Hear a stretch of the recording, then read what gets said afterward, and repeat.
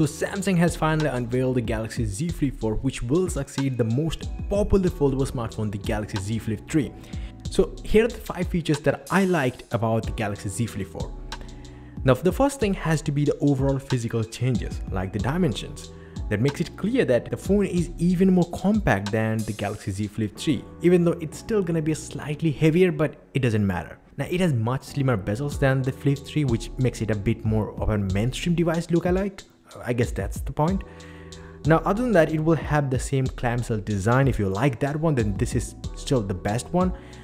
It still has the armor aluminum frame, but this year the hinge is getting a little more trimmed to make things a bit more compact without lowering the overall rigidity of it.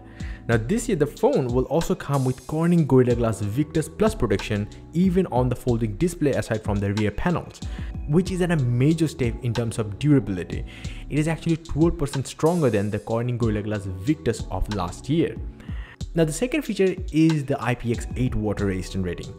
Now I know this is nowhere close to what the Samsung Galaxy S22 series offers, but considering the complexity of the foldable or flip devices in general, this feature alone makes Samsung the sole manufacturer to at the very least provide some kind of water resistant rating to the foldable world, which is great. It's like 1.5 meters up to 30 minutes, but it's still not beach resistant. The dust resistance is not there. And the third one has to be the battery life and charging. Well, the complaint of every flip owner have made Samsung to put a 3700 mAh battery, which is a big step up from the 3300 mAh battery of any past flip phones from Samsung. Now the charging has improved too. The Flip 4 charges a bit faster now at 25 watt speeds, while the previous model maxed out at 15 watt. Now there is no charger included in the box again. However, Samsung claims that it will be able to charge itself from 0 to 50 in 30 minutes. Now I know that might not sound the most impressive thing considering how big Samsung is, and still they don't offer the 100 watt charging or so. I mean, other companies have managed to get their phones charged to 100% under 30 minutes. So Samsung, you will have to step up.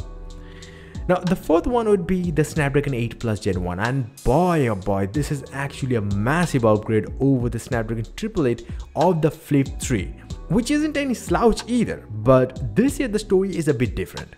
Now the SoC is manufactured by TSMC using their own 4nm process node, which is actually much more power efficient than the Snapdragon 8 Gen 1 manufactured by Samsung Foundry, and that is actually a big thing.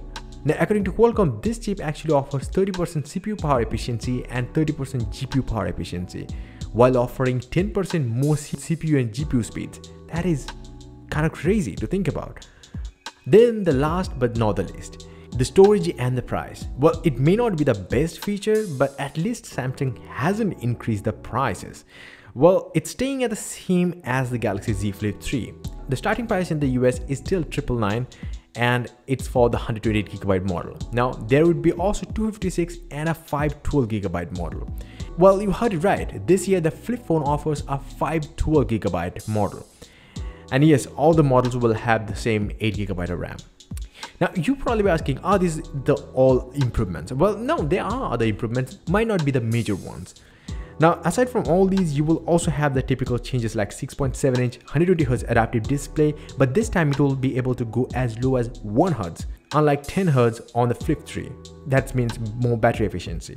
Now, you will also be able to have custom color combinations to choose from, like a lot more, in the form of the Bespoke Edition, which is always a good thing because maybe you just don't like the typical colors that it offers, and it offers quite a good amount of color options as a typical offering too, so that's kind of good. And this is a trendy, cool accessory phone, so yeah, why not?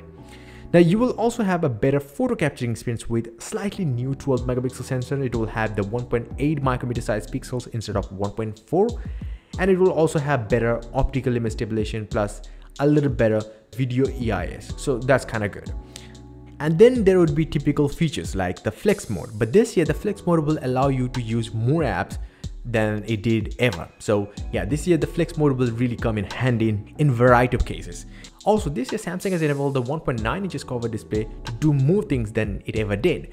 So this time you can actually change the lenses, change the look of it, change the feel of it. You can match your watch face with your Galaxy Watch. You can do so many stuff with the widget function of the cover screen. So that is actually really cool. So this phone is overall one of the coolest phone, right? So let me know your thoughts in the comment section below. Have Samsung improved to that point that you are considering buying this phone, or you probably be looking for something else? Hey, I will take few seconds to introduce to you my latest wallpaper pack, Agate. Now, these are insanely sharp, beautiful, high-resolution 8K wallpapers made for desktops, laptops, tablets, and your smartphones.